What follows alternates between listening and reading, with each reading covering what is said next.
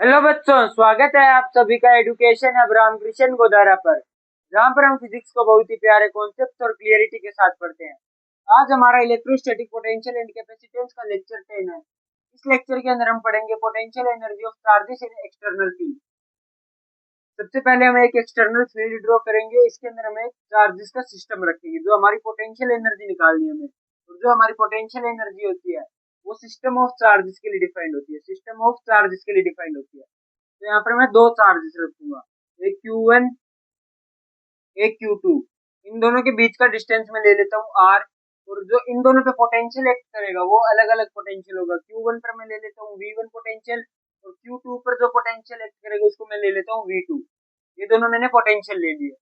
मेरे को यहाँ पर पोटेंशियल एनर्जी निकालनी है। पोटेंशियल एनर्जी डेल्टा यू से डिनोट होती है, और ये होती है वर्क एक्सटर्नल के। अगर मैं वर्क एक्सटर्नल निकालूं या पोटेंशियल एनर्जी निकालूं, दोनों सेम ही बात होगी। तो वर्क एक्सटर्नल का फॉर्मूला होता है क्यू डेल्टा वी। पुट करूंगा, पहले पुट करूंगा Q1 V1, फिर प्लस में पुट करूंगा Q2 V2। Q1 V1 plus Q2 V2 plus Q2 V2। अब यहाँ पर एक पोटेंशियल एनर्जी और एक्ट करेंगी। इन दोनों के बीच में एक पोटेंशियल एनर्जी होगी, इन दोनों चार्जेस के बीच में एक पोटेंशियल एनर्जी होगी जो होगी KQ1 Q2 अपॉन में R। ये पोटेंशियल एनर्जी हो जाएगी। ये आ जाता है हमारा वर्क डन या पोटेंशियल एनर्जी निकालने का फॉर्मूला। अगर यहाँ पर तीन चार्जेस आ जाए तो यहाँ पर Q3V3 भी आ जाएगा, और KQ2Q3 अपॉन में R प्लस KQ1Q3 अपॉन में R भी आ जाएगा, और साथ में आ जाएगा Q3V3। अब हम चलते हैं हमारे अगले टॉपिक के अंदर, जिसके अंदर हम यहाँ पर एक डाइपोल रख के डेरिवेशन करेंगे वर्क डन की। हम चलते हैं हमारे अगले टॉपिक की तरफ, जिसका नाम है potential energy of dipole in electric field. ये हमारी इंपॉर्टेंट है, इसकी एक डेरिवेशन है जो बोर्ड्स के अंदर पूछी जा चुकी है। सबसे पहले हम एक एक्सटर्नल फील्ड लेंगे। ये मैंने एक एक्सटर्नल फील्ड बना ली। इस फील्ड के अंदर मैं एक डाइपोल लूंगा। मैंने एक डाइपोल ले लिया, यहाँ पर नेगेटिव चार्ज, यहाँ पर पॉजिटिव चार्ज। डाइपोल ले लिया। अब पोटेंशियल एनर्जी निकालनी है। पोटेंशियल एनर्जी के लिए work external is equal to delta U. अगर मैं डेल्टा यू या वर्क एक्सटर्नल दोनों में से एक चीज निकाल दूं तो दोनों सेम रहती है। जो वर्क एक्सटर्नल होता है वो होता है डेल्टा यू के इक्वल में, और जो वर्क एक्सटर्नल का इसका अगर इंटीग्रेशन करूं मैं, इंटीग्रेशन करूं तो वो आएगा फोर्स एक्सटर्नल इनटू में डिस्प्लेसमेंट। अगर इसका इंटीग्रेशन करूं जो वर्क होता है वो होता है फोर्स इनटू में डिस्प्लेसमेंट। तो अगर इसका इंटीग्रेशन करूंगा तो आ जाएगा फोर्स इनटू में डिस्प्लेसमेंट का डिफरेंशिएशन। यहाँ पर मेरे को डिस्प्लेसमेंट किस चीज की करनी है, ये जो डाइपोल है इसको मैं थोड़ा सा इधर घुमाऊंगा। तो ये जो पहले था ये मेरा θ1 आ गया, और ये जो बाद में बना ये मेरा θ2 आ गया। तो पहले वाला θ1 आया, दूसरे वाला θ2 आया। मेरे को θ1 से लेके θ2 तक इसको रोटेट करना है। वर्क डन का होल इंटीग्रेशन करेंगे, पूरा वर्क डन आ जाएगा work external is equal to. अब यहाँ पे हमारा ये यहाँ से थोड़ा सा घूमेगा, तो ये जो होगा हमारा रोटेशनल वर्क डन होगा। रोटेशनल वर्क डन अगर होता है, अगर हमारा रोटेशनल वर्क डन होता है तो हमारा फॉर्मूला टॉर्क वाला लगता है। रोटेशनल वर्क डन के अंदर टॉर्क लग जाता है। टॉर्क एक्सटर्नल इनटू में डी थीटा हो जाता है। Torque external into D theta. तो इसकी जगह हम torque external into D theta को रिप्लेस कर देंगे। θ1 से θ2 तक फोर्स एक्सटर्नल की जगह torque external, torque external P E sine theta. इसको पूरे को हम खोल लेंगे, तो यहाँ पर जो वर्क एक्सटर्नल आ जाएगा वो आ जाएगा θ1 से θ2 तक P E sine theta into में डी थीटा। अब सिर्फ हमें थीटा का इंटीग्रेशन करना है, तो ये वाला हमारा कांस्टेंट है, इसको हम बाहर ले लेंगे। वर्क एक्सटर्नल आ जाएगा पी ई θ1 से θ2 तक साइन थीटा का डिफरेंशिएशन, साइन थीटा का इंटीग्रेशन हमारा होता है माइनस का cos theta. Cos theta minus हम बाहर ले लेंगे। अब इसकी जगह work external is equal to minus P E cos theta, θ1 से θ2। ये आएगा θ1 से θ2 तक हमें जाना है, θ1 से θ2 तक जाना है। पहले θ1 पहले θ2 पुट करेंगे, फिर θ1 पुट करेंगे। पहले θ2 पुट करेंगे, फिर हम θ1 पुट करेंगे। तो वर्क एक्सटर्नल जो आ जाएगा वो आ जाएगा माइनस PE कोस θ2 माइनस कोस θ1, ये आ जाएगा वर्क डन।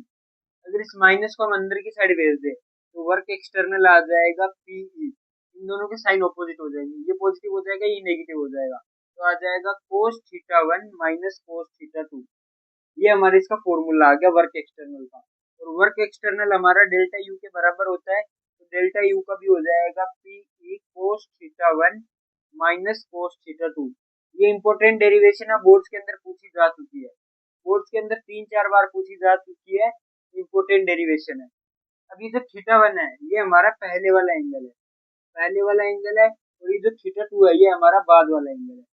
अब इसके कुछ स्पेशल केसेस होते हैं, अब हम चलेंगे इसके कुछ स्पेशल केसेस देखेंगे जो बहुत इंपॉर्टेंट है। हमारा जो फॉर्मूला निकल के आया था, ये निकल के आया था work external is equal to PE cos θ1 minus cos θ2। इस वर्क एक्सटर्नल को हम डेल्टा यू से भी रिप्रेजेंट कर देते हैं। अब आती है इसके स्पेशल केस। स्पेशल केस,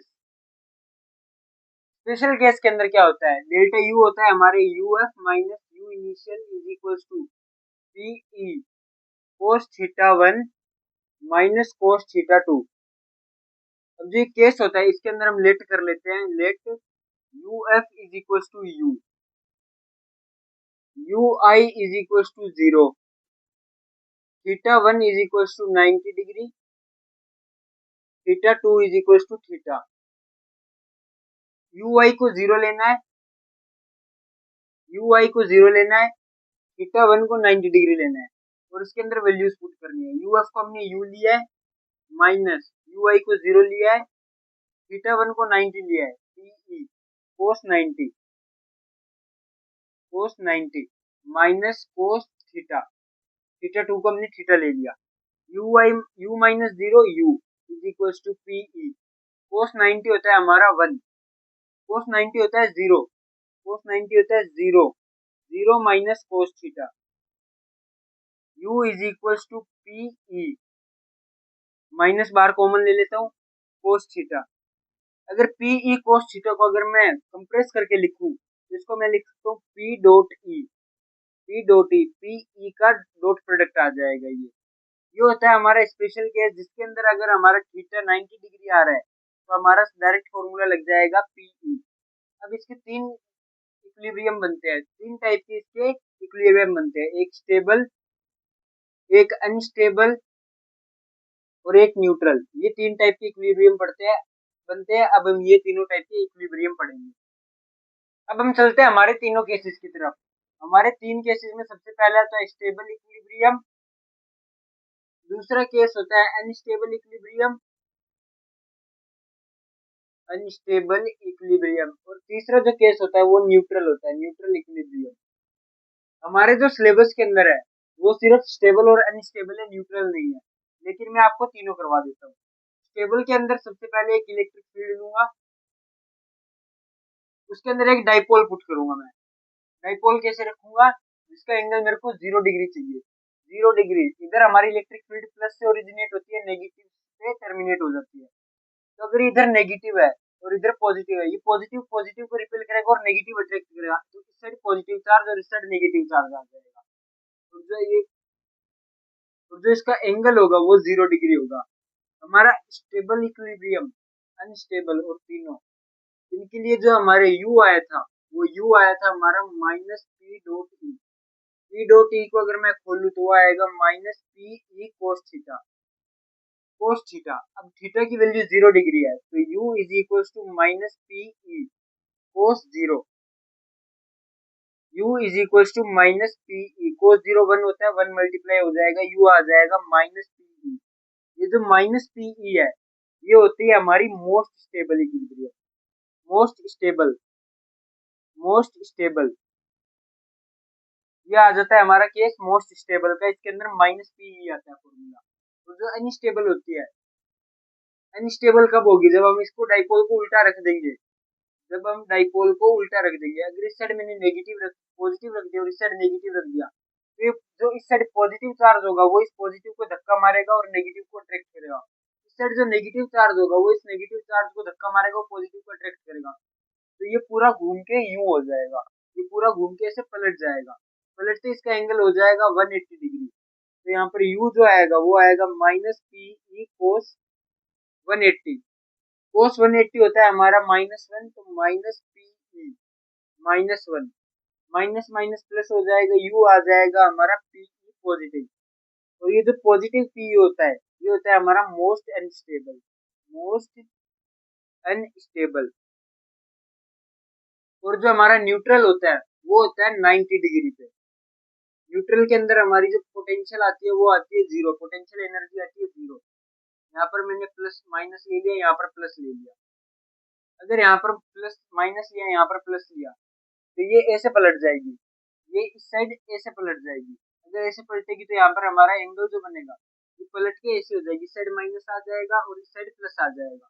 ये जो एंगल होगा ये होगा 90 डिग्री का, ये एंगल होगा 90 डिग्री का। तो यहाँ पर u जो आएगा वो आएगा माइनस पी ई कोस 90। कोस 90 जीरो होता है तो माइनस पी ई जीरो, पूरे को अगर जीरो से मल्टीप्लाई करेंगे तो u आ जाएगा zero.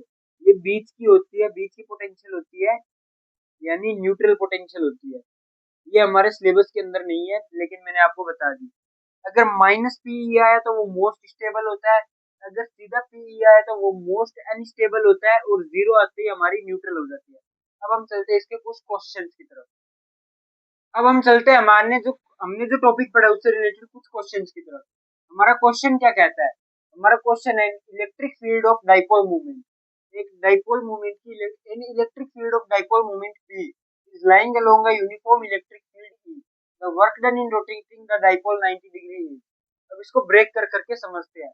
In electric field of dipole movement P, एक इलेक्ट्रिक फील्ड है डाइपोल मूवमेंट P की, एक इलेक्ट्रिक फील्ड है जिसका मैं डाइपोल मूवमेंट बोल देता हूँ P, is lying along a uniform electric field. ये एक यूनिफॉर्म इलेक्ट्रिक फील्ड के अलोंग लाई कर रही है, यानी यहाँ पर एक यूनिफॉर्म इलेक्ट्रिक फील्ड आ गई, इसके अलोंग लाई कर रही है, इसके अलोंग यानी इसके पैरेलल में लाई कर रही है।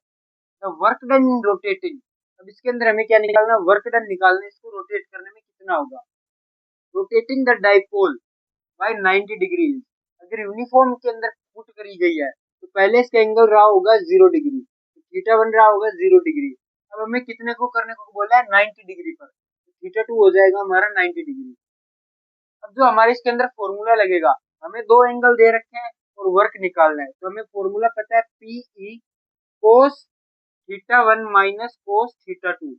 अगर दो एंगल दे रखे हैं तो ये वाला फॉर्मूला लगेगा, अगर एक ही एंगल दे रखा है तो हमारा फॉर्मूला लगेगा minus P E cos theta.